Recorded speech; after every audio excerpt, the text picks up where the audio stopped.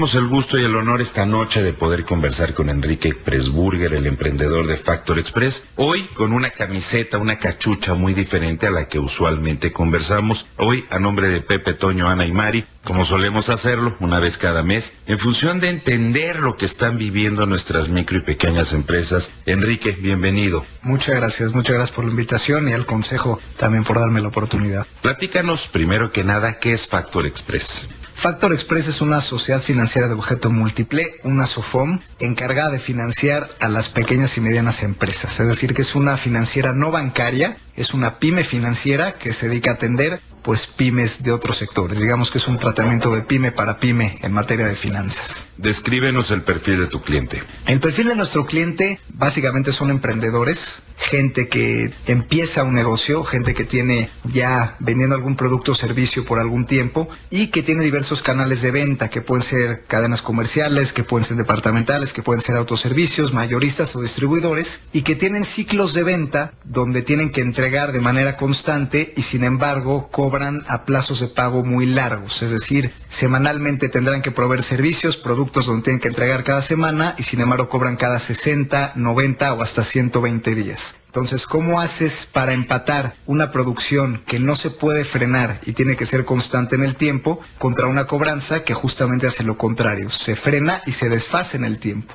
Entonces, de alguna manera, lo que nosotros hacemos es eso, ¿no? Proveemos la liquidez para que esta falta de cobranza no sea tal y entonces el empresario y la empresa puedan cobrar sus cuentas por cobrar de contado. Lo que nosotros hacemos para esto es tenemos el producto de factoraje financiero, líneas de capital de trabajo que sirven justamente para esto. El factoraje, nosotros lo que entregamos en garantía es la factura que vamos a cobrar en 1 o 2 meses. Es correcto. La ventaja del factoraje sobre otros tipos de crédito es que no es un crédito basado en garantías inmobiliarias o es un crédito que esté basado en un análisis, digamos, de la empresa mayor. O sea, aquí por supuesto que importa que la empresa esté estable, pero lo más importante es la factura como tal, que sea un producto o servicio que ya se entregó a un cliente al que ya se ha entregado antes y que por lo tanto es un canal de venta cotidiano y seguro. Entonces, de esta manera, la factura me da una certidumbre de un monto y una fecha de pago específica. Al yo saber que voy a cobrar 100 pesos en 90 días de cierto cliente, eso permite que el empresario venga conmigo y me pida esa cantidad específica de dinero que necesita. Es decir, necesito estos mismos 100 pesos para poder volver a comprar insumos, materia prima, pagar la luz, etcétera, para volver a producir y volver a entregar. Entonces, de alguna manera es un apalancamiento responsable, porque el empresario va adelantando los flujos que ya entregó.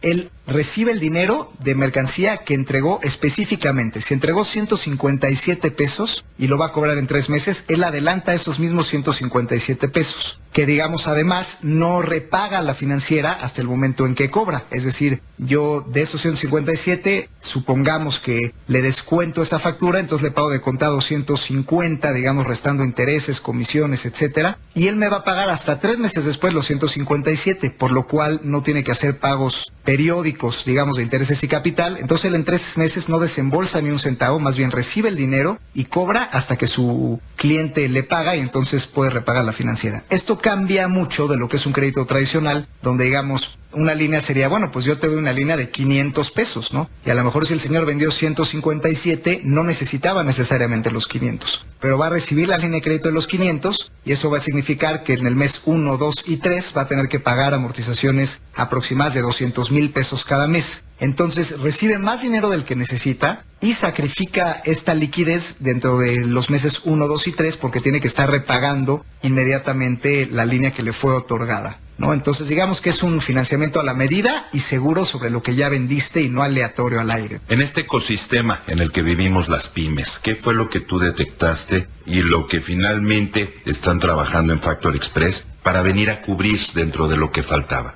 En el entorno económico actual de México hay un tema de falta de liquidez muy grave, que responde a varios factores, ¿no? El principal de ellos es la consolidación económica del mercado. Hoy en día, digamos que las grandes empresas multinacionales, transnacionales, las grandes marcas, han ido adquiriendo mayor terreno. Por ejemplo, un Oxxo, ¿no? O sea, se ha expandido más, tiene mayor poder financiero, puede tener más locales y eso le gana terreno a las abarroterías, por ejemplo, ¿no? Lo mismo ha ocurrido con un Walmart, lo mismo ha ocurrido con un Steren, lo mismo ha ocurrido con diferentes sectores donde cada vez hay menos marcas que tienen más fuerza y abarcan más espacio en el mercado. Esto te genera una coyuntura donde hay menos compradores, digamos las grandes cadenas, pero esos compradores tienen más fuerza y más dinero y más poder de negociación. Esto quiere decir que si una pyme, por ejemplo, antes le vendía a la abarrotería a la B y a la C, hoy solamente le puede vender a la abarrotería A, que es la más fuerte y es la que se quedó con todo lo demás. Entonces, digamos que hay menos oportunidad de venta y tiene más poder de negociación, en este caso la abarrotería A. Esto lo que ocasiona es que haya más competencia y que tenga mayor poder de negociación esta gran cadena. Lo que hace al tener mayor poder de negociación es exigir más pero calidad. la competencia viene entre los proveedores. Claro, la competencia viene entre los proveedores, lo cual es sana, y digamos que la competitividad no es solamente en términos de calidad del producto, sino en términos de capacidad financiera. Es decir, como yo voy a hacer una cadena más grande, pues ¿qué crees? Que no soy como la abarrotería B y C que tenía 2 puntos de venta. Yo la A tengo 50 puntos de venta, entonces te exijo que me entregues producto para 50 tiendas y además te pido plazos de pago más largos. Entonces, no necesariamente la pyme que tiene el mejor producto es la que mejor se posiciona en tiempos de consolidación. Claro que esto juega, pero la que gana en tiempos de consolidación es sí, la que tiene un buen producto, pero la que tiene la capacidad financiera para producir a una mayor escala y poder financiar los tiempos que le requiere esta, digamos, transnacional, cadena o este comprador con mayor poder de negociación. Esto es un tema que está pasando a nivel empresas y a nivel gobierno, y por lo tanto el tema financiero se vuelve un tema de competitividad y no es un insumo nada más para producir.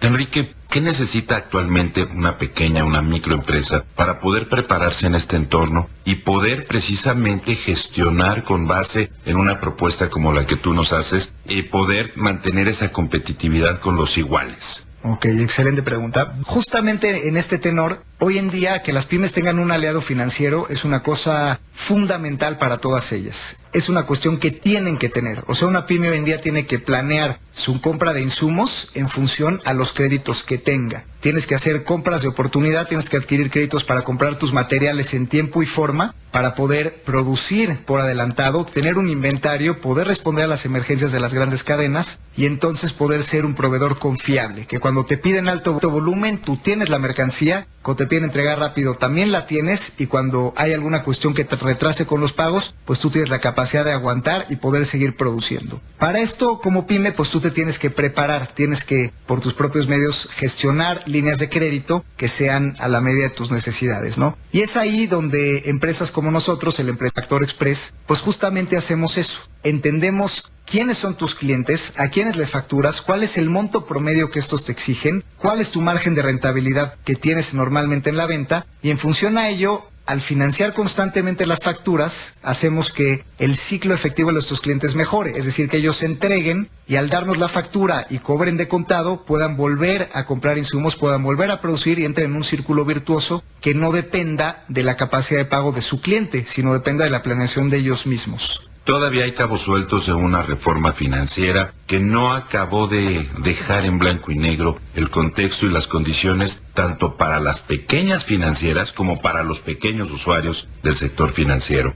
Es ahí donde vemos los principales vacíos, los principales espacios no atendidos. Actualmente, ¿qué es lo que necesitamos hacer para que nuestro marco legal, para que las políticas públicas le den las condiciones idóneas a un pequeño empresario para poder aprovechar esas oportunidades que tú nos estás poniendo en la mesa, esas formas de operar, jugar y competir de una manera mucho más consistente, y que lamentablemente seguimos teniendo todavía una ausencia de condiciones para poder jugarlas en función de lo que viven muchas micro y pequeñas empresas? También es una muy buena pregunta. Efectivamente, en México tenemos un tema donde no se protege a la pyme como tal en su desarrollo, no se le apoya y no se le acompaña, a diferencia de lo que sí ocurre en otros países. Por ejemplo, aquí la gente que compra, o sea, es decir, el gran comprador, tiene la facultad de hacer arbitrariamente el descuento que quiera. Es decir, si tú le vendiste una cadena a 200,000 pesos, ellos te pueden pagar 1 peso y decirte que hicieron los descuentos A, B y C y que fuiste sujeto a una promoción de una venta nocturna y que fuiste sujeto a una remodelación de sus pisos, que aunque no estuviera pactada en el contrato, pues simplemente tú eres sujeto a eso, básicamente quieras o no. Falta atar esos cabos sueltos en el tema de proteger a la pyme, en que de alguna manera si una pyme factura una cuenta por cobrar, pues que se le respete el monto que es, que haya plazos máximos, por ejemplo, ¿no? Que en otros países se da, de que si tú pagas después de 60 o 90 días después de emitida la factura, pues tiene ciertas penalizaciones directamente reguladas por el gobierno. Aquí la gente se puede tomar el tiempo que sea, también los compradores pueden poner determinadas fechas de pago, y si después de fechas de pago, que aunque sean largas 60 o 90 días, no se cumplan y dupliquen el plazo de pago, tampoco pasa absolutamente nada, ¿no? Y el otro tema es que también, en el tema específico de factoraje, las empresas grandes no aceptan formalmente la cesión de derechos de cobro, es decir, yo no puedo llegar con el gran comprador a decirle que el pyme, mi cliente, me cedió su factura y entonces cobrarle directamente al gran comprador, sino que este persiste con su pago directamente a la pyme. Entonces, evidentemente la pyme está desprotegida porque no puede asegurar el monto de su factura, no puede asegurar el plazo de pago y no puede ser sus derechos de cobro para hacerse de liquidez. Por eso es que es tan difícil para la pyme salir adelante y porque obviamente un banco ante esta incertidumbre es muy difícil que pueda atender a una pyme con, digamos, todos estos asegúnes y toda esta incertidumbre, ¿no? Empresas como nosotros justamente lo que hacen es, bueno, maestro, no importa que el plazo de pago no sea exacto, yo al final te pago la factura por adelantado, pero más o menos vamos a hacer modelos matemáticos para predecir qué tanto, de acuerdo a la historia, se podrá retrasar tu cliente y entonces nos tomamos un margen. Tomamos también colchones sobre las facturas, o sea, si te llegan a pagar de menos, vamos a tener un colchoncito, y si no te pagan completo, no importa, vemos alternativas y te hacemos un plan para que recuperes el pago en otros 30 o 60 días y podamos seguir trabajando, ¿no? De igual forma, si el cliente no me reconoce y no me quiere pagar directo, no importa, también le damos un voto de confianza al empresario, es decir, que el empresario me da, por decir una cosa, una factura de Walmart,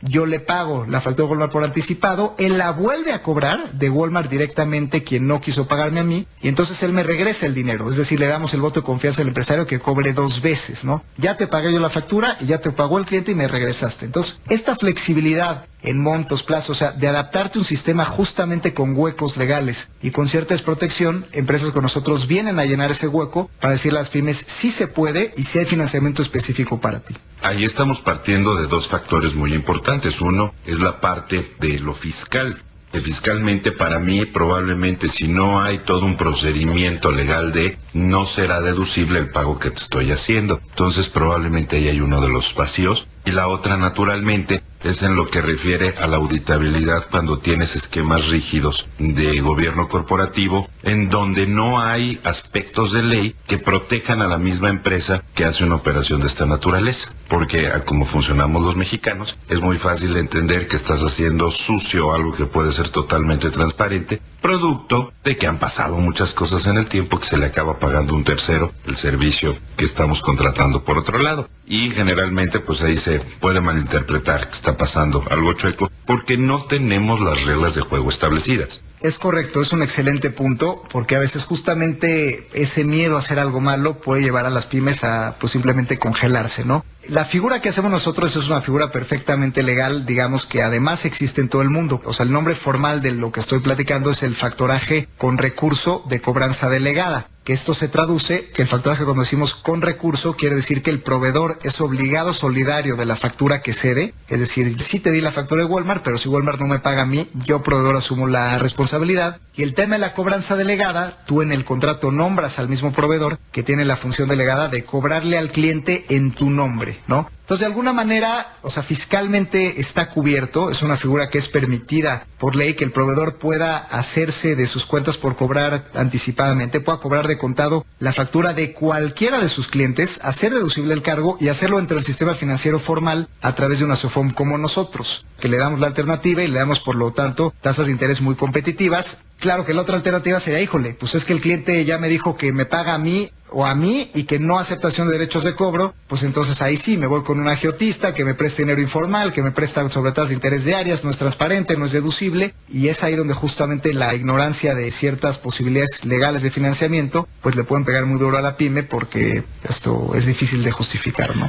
Dado el escenario del que nos estás platicando, ¿qué tenemos que hacer? ¿Cuáles son las tareas en el ecosistema para empresarios, para las autoridades, para todos los que participamos, incluido el sector financiero, para poder mejorar las condiciones y que esto suceda de manera más sencilla? Correcto. Es una pregunta que me gusta mucho porque sí es momento ya de pensar que las soluciones tienen que venir de manera integral. Cada quien hace su chamba para esto. A futuro tendremos que integrarnos las tres partes fundamentales que participan en el financiamiento de un país. Es decir, empezando por el gobierno tiene que empezar a llenar estos huecos donde permite estas figuras legales y donde de alguna manera acote el poder de negociación de las grandes transnacionales para que tenga plazos de pago más razonables. Digo, empezando por el mismo Pemex, ¿no? O sea, que quedó a deber a proveedores pues más de 150,000 millones de pesos con varios meses de vencido. Es decir, hay que poner un ejemplo ahí y hay que buscar mecanismos para que de alguna manera las empresas estén obligadas a pagar a las pymes en un tiempo, en un plazo determinado. Si es largo o corto, no importa, pero que se respete.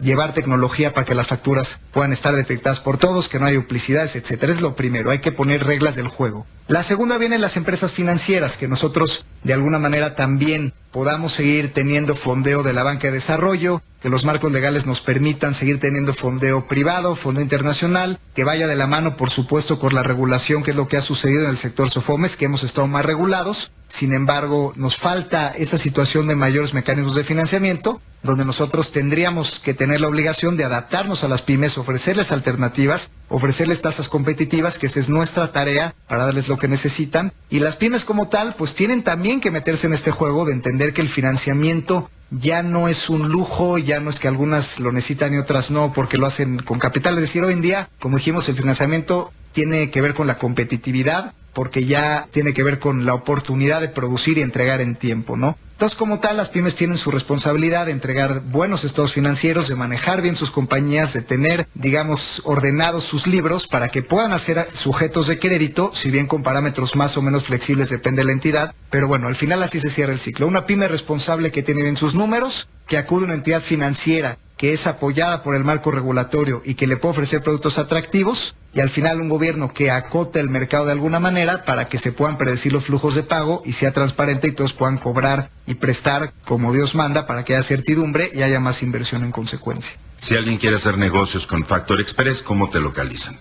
Nos pueden llamar con mucho gusto al 4593-7185. Después del 55 del Valle de México. Nos pueden escribir también a factoraje@factorexpress con una sola s al final.com, o acudir a nuestra página internet www.factorexpress con una sola s al final.com. Factorexpress.com, después del 55 del Valle de México, 4593-7185. Gracias a Enrique Pressburger, el emprendedor de Factor Express, esta noche platicando a nombre de Pepe, Toño, Ana y Mari. Gracias, como siempre, a ti y al Consejo de la Comunicación por estar pendientes de este llamado a nuestros emprendedores y de encontrar en dónde están las tareas, los pasos que tenemos que dar para mejorar el entorno en el que nuestras micro y pequeñas empresas funcionan. Muchas gracias, Alonso, nuevamente, por siempre ser pionero en dar espacio a emprendedores. Hay poco de eso y por eso se aprecia mucho, y gracias al Consejo por impulsar a que el emprendedor no solamente tenga una voz solitaria, sino que hable a nombre de un gremio, ¿no? Muchas gracias, Enrique, un placer, porque hoy eres parte de Red Empresarial. Contigo